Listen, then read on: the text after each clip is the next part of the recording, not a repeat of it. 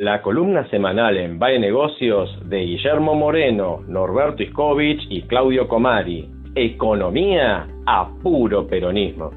2019, un escenario lábil. Por el licenciado Guillermo Moreno, el licenciado Norberto Iscovich y el doctor Claudio Comari.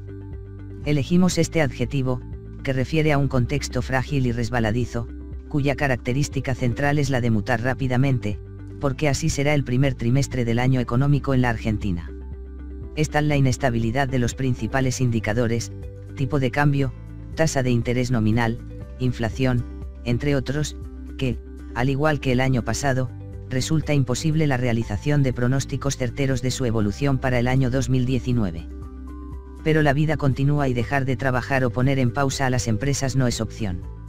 Es por ello que pusimos a disposición de los lectores la matriz de riesgos, MR19, donde se evaluaban distintos resultados posibles, dependiendo del grado de coincidencia entre las decisiones empresarias y los acontecimientos futuros. Primero hay que saber diagnosticar, primera y segunda parte, BAE, 24 de diciembre de 2018 y 31 de diciembre de 2018. En este marco, continuaremos nuestro trabajo bajo la modalidad de sucesivas prognosis de corto plazo, respecto del comportamiento de algunos indicadores relevantes para la toma de decisiones. En este artículo, por caso, analizaremos el déficit fiscal total, DFT, incluye el de los tesoros nacional, provinciales y municipales, y el cuasi fiscal generado a partir de la operatoria del BCRA, neto de rentas de propiedad. La única verdad. La actividad económica en 2018 debiera haber resultado, cuando se publiquen los números finales, más de 3% menor a la de 2017, tal como lo anticipáramos, Panes y Peces, BAE, 6 de agosto de 2018, oportunamente.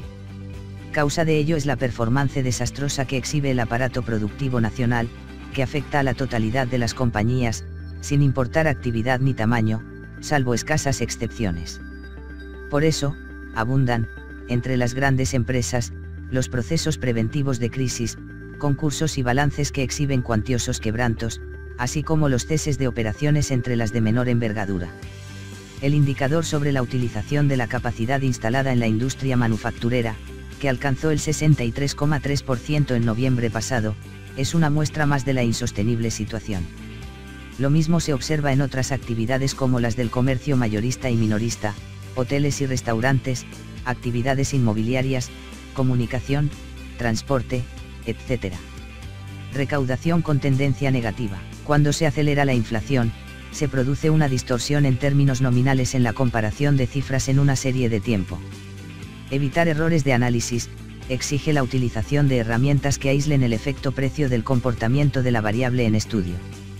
Para examinar cómo evolucionaron los recursos tributarios, recurrimos al trabajo realizado por nuestro colega Óscar Carreras, que consistió en indexar, utilizando un conjunto representativo de indicadores, la recaudación de diciembre de 2017, obteniendo un valor teórico de los recursos tributarios que debieran haberse alcanzado en el mes de diciembre de 2018 para mantenerla en el mismo nivel del año precedente y que, al compararse contra los pagos efectuados por los contribuyentes en el último mes del año pasado, permitió estimar la magnitud de la pérdida de ingresos acaecida. Tabla de la caída de la recaudación, comparación de valores teóricos con valores nominales de diciembre de 2018.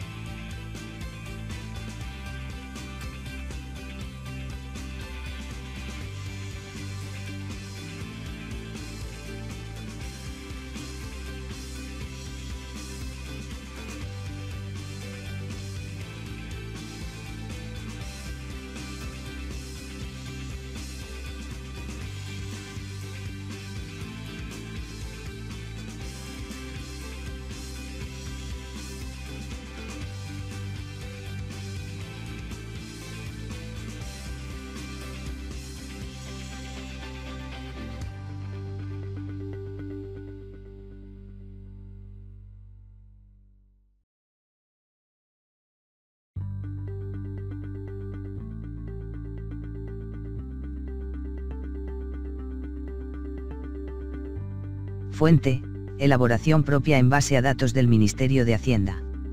Primero, IPC, índice de precios al consumidor INDEC, TC, tipo de cambio, referencia BCRA, y PIM, índice de precios internos al por mayor INDEC, MIX, precios mayoristas INDEC X sector, COM, precio de la nafta, tasa sobre adelantos, salario, remuneración imponible promedio de los trabajadores estables, RIPTE.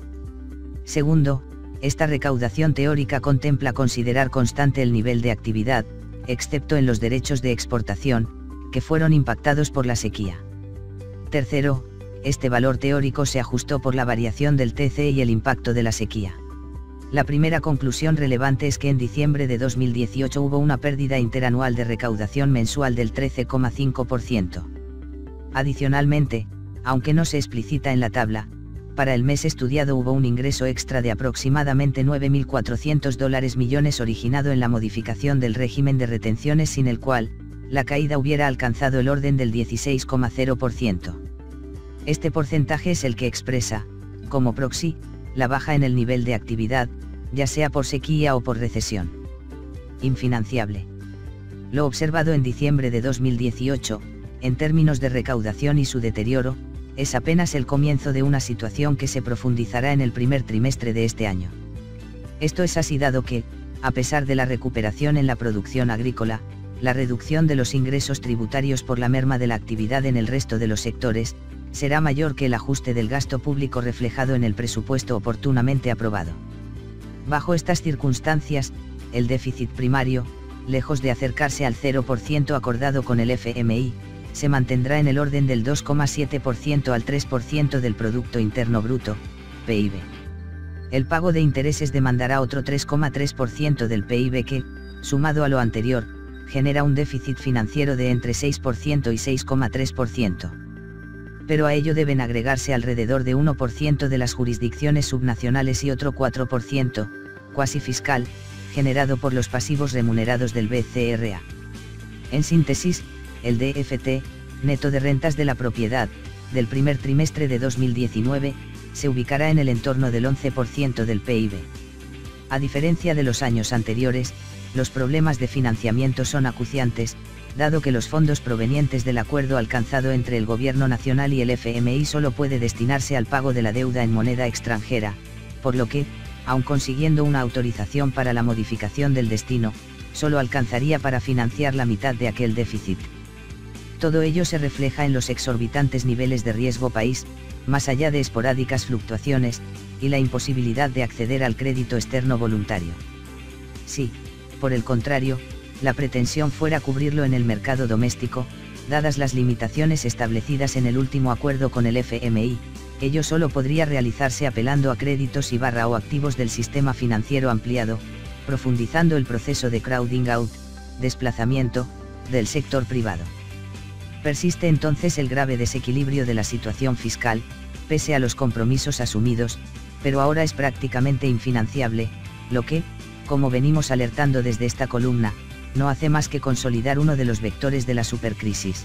De este modo, por la inherente labilidad de la situación descripta, aumenta la probabilidad de ocurrencia del escenario de disrupción económica con solución institucional, que contempláramos en la MR19. 1. Nos referimos a las utilidades contables, que pueden no serlo bajo estrictos criterios económicos, que devengan el Fondo de Garantía de Sustentabilidad del ANSES y el BCRA de su actividad, y se transfieren al Tesoro Nacional. 2. En la serie corregida del PIB calculada por la actual administración del INDEC, se publicó una caída del 6% para el año 2009. Parecería ser que aquel año fue el doble de catastrófico que el que acaba de terminar. Será todo un desafío para la autoridad estadística, el gobierno y el sentido común, la comparación. 3. A modo de referencia, la mayor utilización fue alcanzada en septiembre de 2011 cuando llegó a 83,6%. 4. Integrante del staff de y Asociados, EMA de la Universidad de Chicago. 5. Sin tener en cuenta la caída de la actividad, aunque sí el impacto de la seca, ni la modificación de la estructura impositiva con las nuevas alícuotas de retenciones. 6. Las elevadas tasas de interés, en torno al 58% anual, sobre un monto anual equivalente a $22.000 millones representa, aproximadamente, $17.2 mil millones al año en intereses. 7. Tal vez no escapa esta realidad la escasa repercusión que el oficialismo decidió dar a la renuncia, a partir del 1 de enero, de Andrés Eidalstein como secretario de Ingresos Públicos, luego de 2 años en la función. MM y Asociados.